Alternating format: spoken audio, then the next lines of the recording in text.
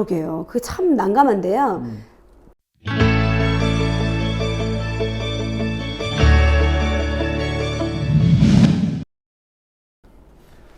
안녕하세요. 아이디 본산 권상환 대표입니다. 네, 오늘은 저번 시간에 이어서 우리 그 김묘연 변호사님 모시고 명도 소송에 관해서 한번 좀 얘기를 나눠보도록 하겠습니다. 네. 반갑습니다, 변호사님. 반갑습니다. 네. 오늘 굉장히 차분하시네요. 날이 바뀌어서 그런가요? 오늘 되게 발랄하신데 네. 굉장히 차분하시네요. 네네. 그럼 저도 차분하게 한번 진행을 해보도록 말하다 하겠습니다. 보면 안 차분해질 텐데. 네, 역시 변호사가 보니까 내공이 약간 느껴지세요. 그래서 한때 좀 무서워요. 잘못하면 안 될 것 같고. 네. 자, 그래서 오늘 제가 이제 명도 소송에 대해서 몇 가지 좀 궁금한 게 있어서 질문을 해야 될 것 같은데요. 일단 첫 번째 그 명도라는 걸 하게 되는 이유가 네. 월세를 임차인이 밀어서 그렇죠. 예, 네. 사실 뭐 나쁘게 말하면 쫓겨나는 거 아닙니까? 예. 그래서 그 기준에 네. 임대차 보호법의 3기의 차임을 이제 네. 연체하면 나가라 할 수 있는 거지 않습니까? 네. 그 3기의 기준이 어떻게 됩니까? 총 누적 금액이 3기에 해당되면은 내보낼 네. 수 있습니다. 아, 총 누적 금액이 네. 3기에 네. 3개월치 월세에 해당되면 네네네. 예. 그러니까 뭐 약간 착각하시는 게 일반적으로 월세를 연속해서 3번을 미뤄야지 내보낼 수 있는 게 아니냐 이런 의문들을 가지세요. 그런 건 아니고요. 뭐 1월, 2월 미루다가 네. 또 2월 걸 조금 내고 또 3월 것도 내고 네. 그다음 4월, 5월 미루면 이런 경우가 되냐라고 말씀하세요. 됩니다. 네. 그러니까 총 누적 금액이 연체되어 있는 누적 금액이 3번에 차임이 되면 네. 내보낼 수 있습니다. 그래서 그런 이제 그런 거는 많은데 질문을 하시는데 네.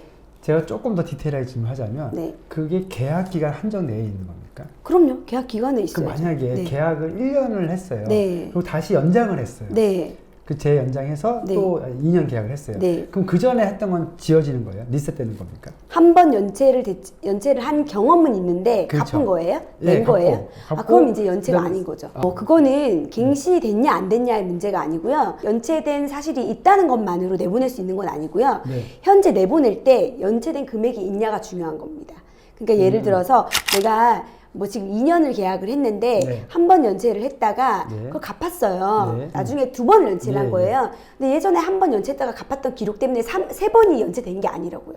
네. 예. 최종적으로 연체된 금액이 3번의 차임에 해당이 돼야 돼요. 그러니까 그게 만일에 아까 말씀하셨던 것처럼 1년이 계약 기간이 끝났어요. 네. 끝났는데 이 연체된 금액을 다 갚지 못하고 끝났다면은 내가 그 다음에 뭐 갱신을 했든 묵시적 갱신을 했든 계약서를 쓰고 갱신을 했든 이게 연속해서 갈 수 있겠지만 어쨌든 이때 갚았다면은 끝.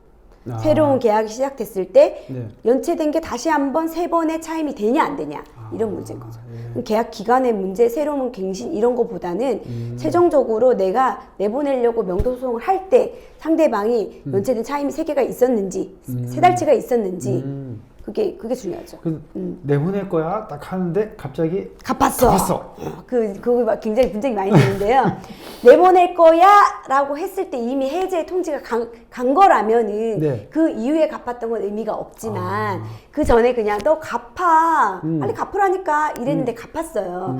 나 그냥 아직 해제한 건 아니고 네. 갚으라고 채고한 거죠. 네. 독촉한 거죠. 독촉했는데 그 중에 일부 갚은 거예요. 그러면 그거는 해제권이 소멸되는 거죠.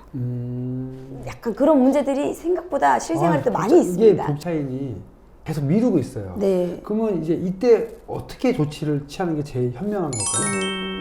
안 나가고 계속 차임을 내진 않고 네. 3기가 연체되자마자 사실은 네. 뭔가의 액션을 취하는 게 좋습니다. 뭐 내용 증명을 보내든 네. 문자로 나가라고 하든 아니면 너네가 갚지 않으면 내가 법적 조치를 취하겠다라고 하는 문서나 문자 이런 것들을 남겨놓는 게 굉장히 좋고요. 빨리 진행을 하지 않으면 이 사람이 연체가 계속 되는 기간이 길어지고 내가 뭔가 권리를 취했을 때는 보증금이 다 그러니까요. 상쇄되고 없어지는 경우가 많잖아요.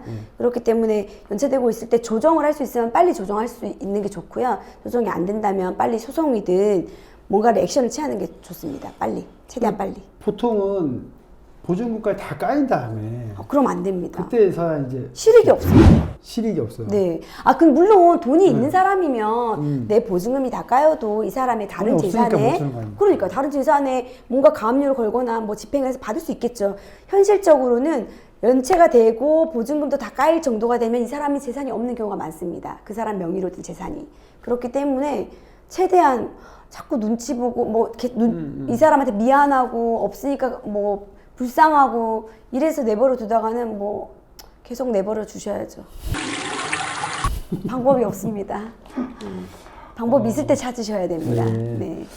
그래서 소송해서 결국 승소했다고 한들 그렇죠. 이길 게 없다는 말씀이죠. 실익이 없습니다. 없다. 어쨌든 돈 받을, 물론 이럴 수는 있죠. 빨리 얘한테 돈을 받진 못하겠지만 최대한 빨리 내보내고 다른 사람을 들어오게 해야 될 거 아닙니까? 그렇죠, 그런 그렇죠. 실익은 있죠. 하루라도 빨리. 그럼 그것도 빨리 해야죠.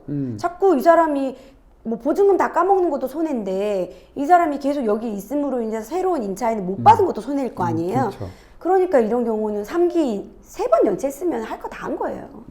빨리 더 기다리지 마시고 빨리 하셔야 됩니다. 바로 소송 준비를 네, 해야 소송이 돼요. 아니더라도 상담을 통해서 네. 뭐 변호사를 통한 내용 증명을 강력하게 보내서 조정을 빨리 유도하거나 뭔가 이 사람에게 그런 경우는 저는 이렇게 얘기합니다. 저 변호사 선임하기 전에 변호사한테 선임할 돈을 그 사람한테 뭐 이사 비용이라도 좀 더 주고 빨리 내보낼 수 있는 방법을 먼저 강구를 해봐라. 그것도 안 될 경우에는 빨리 소송을 진행해라. 어쨌든 1단계든 2단계든 빨리 하는 게 좋습니다.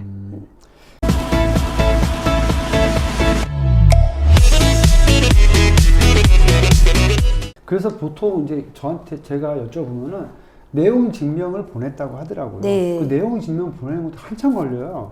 근데 제가 알기로는 제 상식에는 카톡으로 이렇게 보내는 것도 내용 증명이 되지 않습니까? 문자 뭐 이런 것도? 그 내용 증명이라는 거는 어느 정도 그 우체국의 내용 증명 제가 내용 증명을 발송하면은 우체국에 보관도 하고 있고 저도 가지고 있고 상대방도 받는 이렇게 세 가지가 충족이 되거든요. 네. 그러니까 내가 이런 내용을 어떤 내용을 발송했다는 거에 대한 증빙은 될 수 있습니다. 근데 사실 내용 증명을 보냈는데 안 받을 수도 있잖아요. 네. 그럼 그거 보내나 마나 한 게 될 수 있거든요. 네. 그게 뭔가 법적 효과가 상당히 있는 건 아니고요. 너가 연체를 했기 때문에 나는 이 시점에서 이 계약을 그만두고 싶어라는 의사를 표현했고 너는 그걸 알았어. 이제부터 알았는데 안 비워주면은 그때부터 뭔가 손해가 산정이 되거나 이런 기간에 대한 개념이거든요. 그 개념의 그 기간에 대한 증빙 자료이기 때문에 증빙 자료로 내용 증명 대신에 카톡도 뭐 굉장히 유용하게 사용하고 있습니다. 내용 증명 보냈는데 안 받았다. 내용 증명 사진 찍어서 카톡으로 보내서 일이 없어진 걸 잘 캡처를 해놓는 요즘은 그런 증빙 자료를 많이 쓰고 있습니다. 그러면요 내용 증명 간단한 양식 네. 거기에 들어갈 문구가 어떤 것들이 있을까요? 정해져 있는 건 전혀 없고요. 네. 사람이 연체를 했다는 것 때문에 내가 해지를 하고 싶어. 네. 그러면 이 사람이 연체한 사실, 내가 너한테 돈을 갚으라고 했는데 갚지 않은 사실. 근데 그러니까 나는 이제 계약을 더 유지할 마음이 없고 넌 나가줘야 되는데 안 나가고 있으니까 난 뭐 향후에 법적 조치를 하겠어. 라는 내용이 들어가겠죠. 근데 그게 내용 증명의 원래 내용은 아니고요. 나는 그냥 독촉하는 내용으로 쓸 수 있잖아요. 계약을 그렇죠. 해지할 마음까지는 없고 한 번 더 독촉할 의사로도 빨리 돈 안 주면 나중에는 뭔가 소송을 할 수도 있어 라고 하면서 독촉을 하는 내용일 수도 있거든요. 그런 경우는 연체하고 있는데 너 빨리 언제까지 돈 빨리 갚아라. 그때까지 안 갚으면 내가 법적 조치를 취할 수 있어 라고 하는 거는 계약이 해지되는 건 아니죠.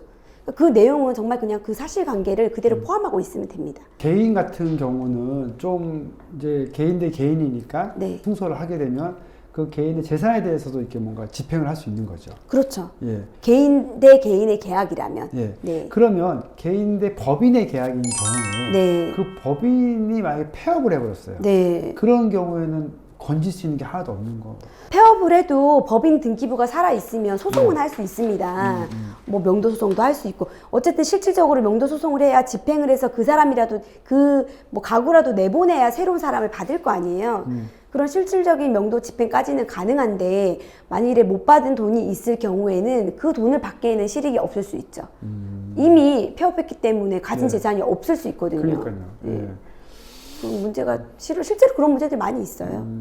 그래서 법인하고 계약할 때 이게 깡통 법인일 수 있으니까 조심해라 뭐 이런 네. 말씀들 많이 하시더라고요. 예. 저는 개인적으로 법인하고 계약을 할 때 뭔가 좀 찝찝하다 이러면은 대표자 개인으로 뭔가의 뭐 보증을 받는다든지 뭐 연대 책임 네, 뭐 그런 계약서를 따로 작성하다가 확인서 같은 거 하나 받아 놓는다든지 네. 그런 것도 뭐 방법이 될 수 있겠죠. 그래서 이제 재소전 화해라는 문구를 이렇게 명시를 하더라고요. 네.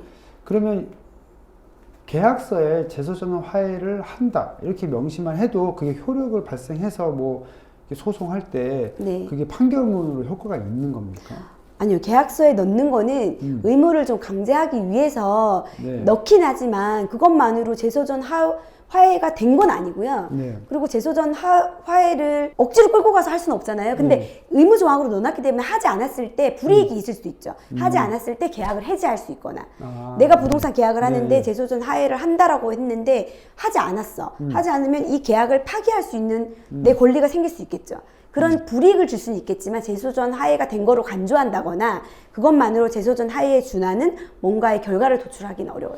사실 그 문구를 쓰고 네. 법원에 가서 네. 당사자들이 가서 그 조서를 다시 써야 되는 거죠. 그렇죠. 예. 재소전 화해 결정을 받으셔야 되는 거죠. 그런 네. 경우에도 변호사를 선임하는 경우가 많아요. 그러니까 원 피고가 네. 한 변호사님을 선임을 해서 한 그 분한테? 변호사님이 네. 일률적으로 진행하는 경우도 꽤 있습니다. 아, 재소전 예, 화해는. 네. 그래서 일단 마무리는 거기까지 가야 되는데 그럼요. 그 문구만 명시했다고 해서 다 되는 건 아니잖아요. 네네. 예, 예. 결정문을 알겠습니다. 받으셔야 됩니다.